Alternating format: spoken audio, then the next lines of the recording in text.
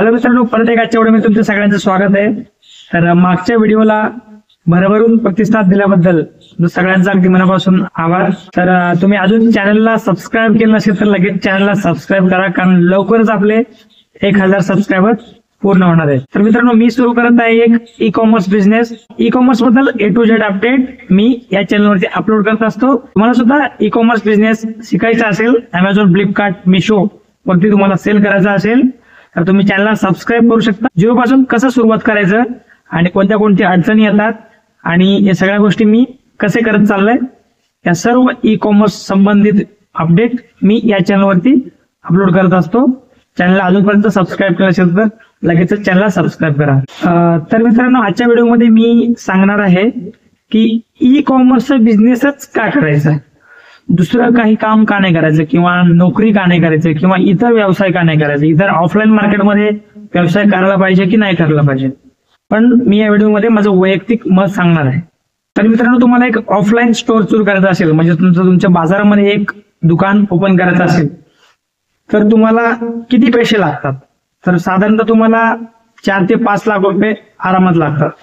तुम्हाला सगळ्यात पहिला एक शॉप रेंटनी घ्यावं लागेल आणि त्या शॉपसाठी तुम्हाला ऍडव्हान्स मध्ये डिपॉझिट द्यावं लागेल आणि प्रत्येक महिन्याला त्याला रेंट भरावं लागेल आणि त्या शॉपला तुम्हाला चांगल्या शॉपला इंटेरियर करून घ्यावं लागेल आणि सगळ्यात नंतर आणि शेवटचा त्या शॉपमध्ये तुम्हाला जे काही विकायचं आहे त्या सगळ्या इन्व्हेंटरीसाठी तुम्हाला भरपूर अशी इन्व्हेंटरी स्टॉक करून ठेवावं लागेल। म्हणजे तुमचा सगळ्यात मोठा पैसा तुम्हाला त्या बिझनेसमध्ये गुंतवावा लागणार आहे।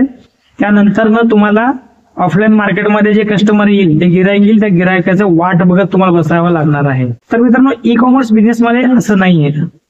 ई कॉमर्स बिझनेस तुम्ही हा जे व्हिडिओ तुम्ही ज्या मोबाईल मध्ये बघत आहात त्या मोबाईल पासून सुद्धा तुम्ही ई कॉमर्स बिझनेस स्टार्ट करू शकता। तुम्हाला फक्त लागणार आहे एक जीएसटी नंबर तुमच्याकडे असेल तर तुम्ही ई कॉमर्स बिझनेस स्टार्ट करू शकता। ई कॉमर्स बिझनेस करणं सोपं कसं आहे मी तुम्हाला थोडक्यात सांगतो। मित्र, तुमच्याकडे पॅन कार्ड असेल, तुमच्याकडे आधार कार्ड असेल, तुम्ही फक्त तुमच्या नावाने एक जीएसटी घेऊ शकता। जीएसटी बनवण्यासाठी फक्त आणि फक्त तुम्हाला 500 रुपये चार्ज लागतो, ते सुद्धा प्रोफेशनल चार्ज सीए कडून घेतात। तुम्ही तुमच्या जवळच्या सर्व सीए कडे चौकशी करू शकता। ज्या सीएचा सगळ्यात कमी चार्ज आहे त्यांच्याकडे तुम्ही एक जीएसटी नंबर घेऊ शकता। मिनिमम चार्जेस त्यांचा 400 ते 500 रुपये असू शकतो। हा झाला 500 रुपये मध्ये तुमचा जीएसटी तयार। जीएसटी तयार झाल्यानंतर तुम्हाला शोधायचे एक युनिक प्रोडक्ट, तुम्हाला एकच प्रोडक्ट शोधायचे। असं नाही की तुम्ही जर ऑफलाईन मार्केटमध्ये सेल करणार असाल तर तुम्हाला सर्व व्हरायटी, सर्व काही गोष्टी तुम्हाला ठेवावं लागतो, पण ऑनलाईन मार्केटमध्ये तसं नाही। तुम्ही सुरुवात फक्त आणि फक्त एक प्रोडक्ट पासून करू शकता।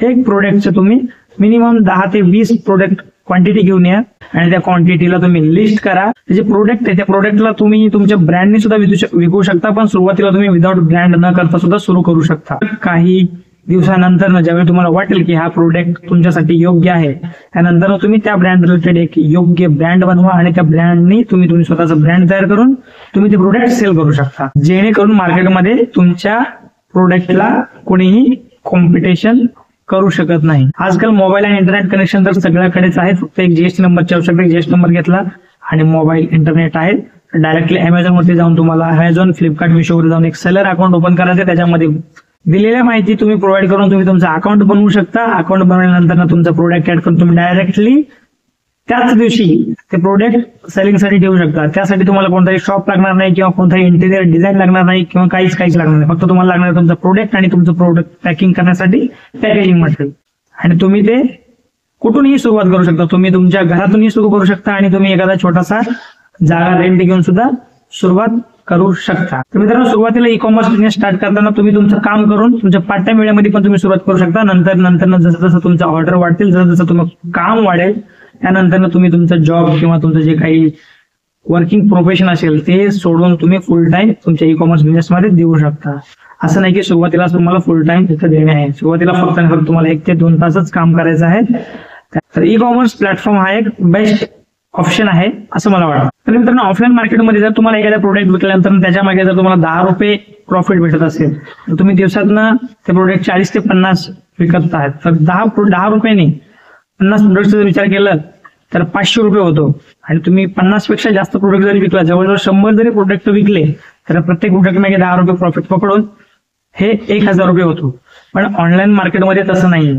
कारण ऑफलाईन मार्केटमध्ये तुमचा लिमिटेडच कस्टमर आहे, तुमचे कस्टमर जे डेली येत आहेत तेवढेच असणार आहेत, त्यापेक्षा जास्त कधी वाढू शकणार नाही. पण ऑनलाईन मार्केटमध्ये तसं नाही.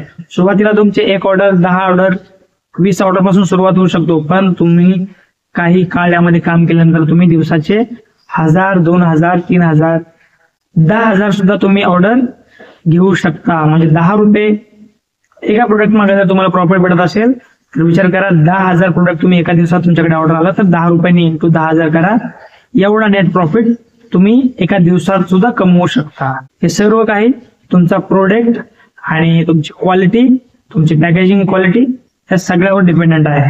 तर मित्रांनो, आजच्या व्हिडिओमध्ये बस एवढाच एक छोटासा इन्फॉर्मेशन. व्हिडिओ कसा वाटला तुम्ही नक्की कमेंट करून सांगा, आणि व्हिडिओ थोडा जरी आवडला असेल तर व्हिडिओ लाईक करा, पण चॅनल सबस्क्राईब करायला विसरू नका.